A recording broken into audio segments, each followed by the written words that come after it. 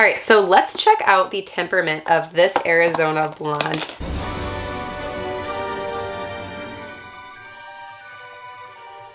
So this should be a really fun video. Today's video is sponsored by Tie-Dye Exotics. Tie-Dye Exotics is a reliable vendor based in the United States. They have a huge variety of inverts, especially arachnids. They also offer other things like feeders and mystery boxes.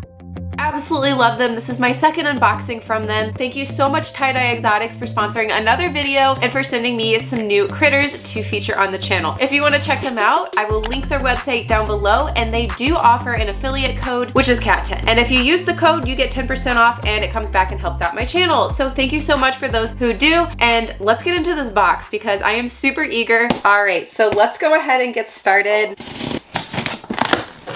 TieDyeExotic.com. Little jumper. Is that a dead leaf mantis? And a P Metallica. Okay.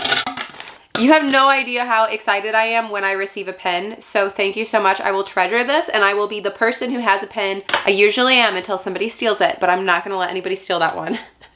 Okay. Oh my gosh. Whoa. What is this? A Madagascar flower beetle? Oh my god. Yeah, I absolutely love stuff like this. But I mean, all of us bug nerds do. We all are obsessed with the inverts, dead and alive. That's sick. Thank you. So this must be my surprise. It is an Arizona blonde or an Aphonopelma chalcodes. You guys know this is one of my favorite species. I have two right now. One is named Lilith, and she is sweet as ever. And yeah, I haven't seen her in a while. I mean, she's eating, but I haven't seen her in a while. The other is Sephora, who is absolutely ancient. Yeah, so this is one of my favorite species. I wonder if she's sweet or sour. We will find out together, I guess. This is something I've never kept before. These are called Panther mantis. Now, I have kept mantis before. I had my dead leaf mantis forever. I don't have any mantis at all right now, so this is really exciting, and yeah, hopefully they're okay. Oh, yeah, we are good. We are Gucci. So we've got a couple more things in here. This is another species I've never kept. These are spider beetles. Now, they're not gonna get an elaborate setup. Apparently, they're just a very simple little thing to thrive in a deli cup. I think I'll put something a little bit more fancy together for them eventually, but I'll do that on Instagram, not today. And this is the grand finale, so I am really stoked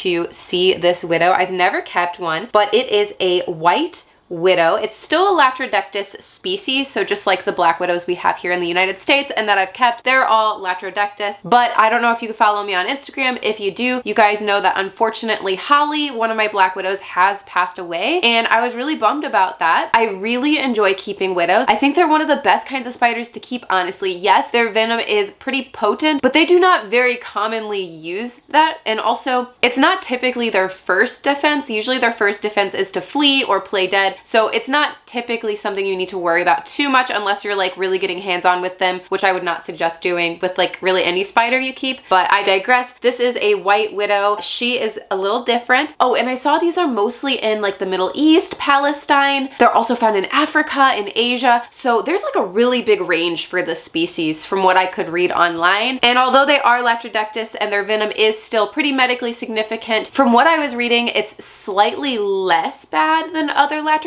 species. I don't know how true that is. I haven't seen like science reviewed papers, but that's what people are saying. Good to know, but you know, I'm not going to be handling this, and with any black widow I keep, or widow in general, obviously they get put in a secured enclosure. This is what we will rehouse last. Oh, and it looks like we actually have one more little surprise, and it's unmarked, so that's really sketchy, but I'm scared. What is this? What is this? Oh. Really? Thanks! Alright, so we're not going to be rehousing these right now, but I do want to get a good look at them. So these are beetles. Here is one of them. So they're super tiny, but I just think they're so fun to keep. These are a really interesting invert. So from what I read, they really like to eat dog food and oats and certain grains. I see there's oats in here for them, so I'm going to very carefully, I just want to like open this up more and see what we have going on.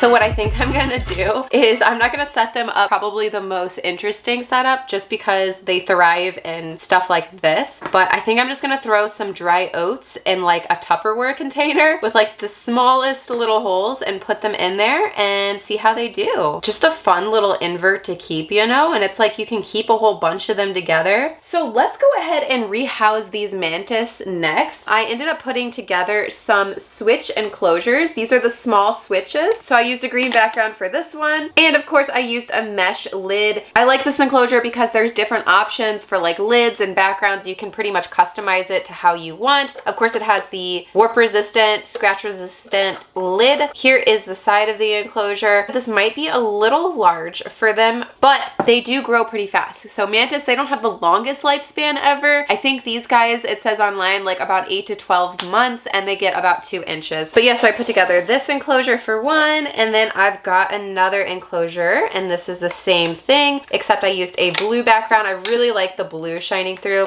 When you put a background on it, it like shines through on the sides and stuff. I think that looks really nice. So yeah, we'll start with you.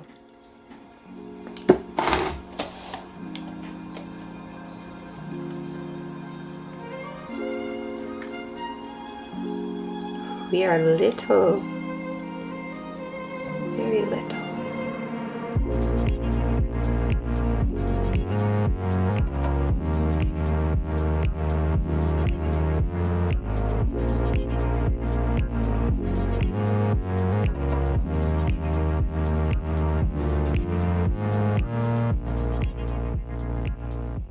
Okay, so as you see, we seem to be a pretty happy little mantis. So I want them to go in here, and I'm gonna go ahead and put some fruit flies in there for them as well. Here, go that way. There you go. Okay. And I'm happy that he sent me 2 because they are a little bit more on the fragile side. They're also still really young, so it is a little dicey, you know, how they're gonna do. So I do suggest if you end up getting some from him that you get multiple just in case, you know. Here's another.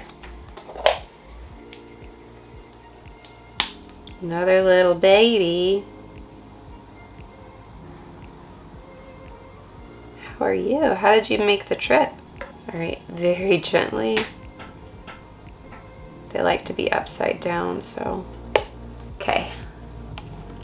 Ta-da! But yeah, I think these enclosures will work out perfect. I'm really happy with not only how they look, but the requirements for the mantis. This should meet them quite well, in my opinion. We are going to check out this Aphonopelmic halcodes. I was really expecting, when he said something fossorial, I expected like an Asian fossorial. Whenever somebody says fossorial and it's in regards to a tarantula, I almost always first think of like, I don't know, like a cobalt blue or yeah, something spicy. All right, so let's check out the temperament of this Arizona blonde. I don't want to stress her out though too much because she just got shipped, but oh my goodness, she's a very light colored Chalcodes. Hi, gorgeous. Oh, oh, oh. Okay. So she's got this really beautiful chocolate abdomen, but look at the contrast with her light tan carapace, and her chelicerae are so big. Some Aphonos get really big chelicerae and it just makes them so cute. It's like chunky little cheeks, you know? Look at her explore. She's immediately curious. Yeah, I think this enclosure is pretty good for her. I think it needs like some flowers or something though, because she's so pretty, she needs flowers. I wonder if she's a little thirsty. She probably is a little thirsty. Usually are after a trip like that. Last but not least, we are going to be doing the White Widow. I made her a really pretty enclosure. I used a pink Tarantula Cribs small enclosure, and I went ahead and I glued this like fake succulent from Michael's. I stuffed moss all around. I have some spider wood in there. So yeah, let's go ahead and do this. I think what I'm gonna do though, she's very small. She's actually right in there. You see her? She's still little. Now they do grow pretty quickly, so, but she's pretty small. So I think I'm gonna throw these like little, you know, sticks in there with her. I think she might have to get put on the fruit fly list as well because she is quite small, but maybe not. Look at her. Now she will be much more impressive in size once she gets bigger. And this is sexed female, so we do have a girl.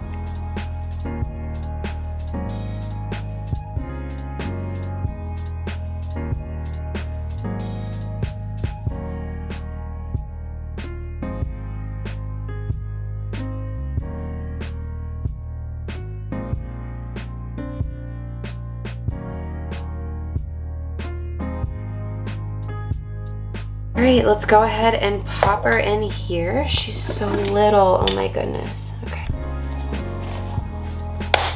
You know what, I think we're gonna do a little different. I wanna use this for her because it's like perfect, it matches her, but she is so little. I'm so scared that she won't be able to get her prey or find her prey in there. So I'm gonna use this Tarantula Cribs mini treehouse. It's 2x2x3, just for the time being until she molts, probably like 1, maybe 2 more times. Then I think she'll be big enough for that where I wouldn't really worry too much. Yeah, this I think will work better. See how small it is. I think it'll be easier to like monitor her and everything in this. And this is a very simple setup. We're not doing anything too fancy. Just some dirt. Okay.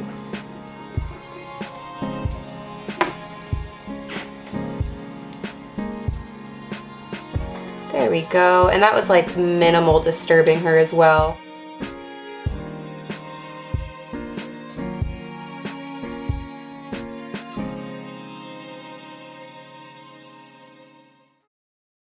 Thank you so much, Tie-Dye Exotics. This was a lot of fun. We got a lot of really cool new critters. So yeah, check out Tie-Dye Exotics. Like this video if you enjoyed. Subscribe if you're not and you want to be. Don't forget I have an Instagram, but it was probably way too much. It's at Tarantula.kat. You can go follow me there. I also have a Patreon, enclosures, plushies, sometimes merch. It's all linked down below. I will see you guys soon. Let's get into the Patreon pet pics.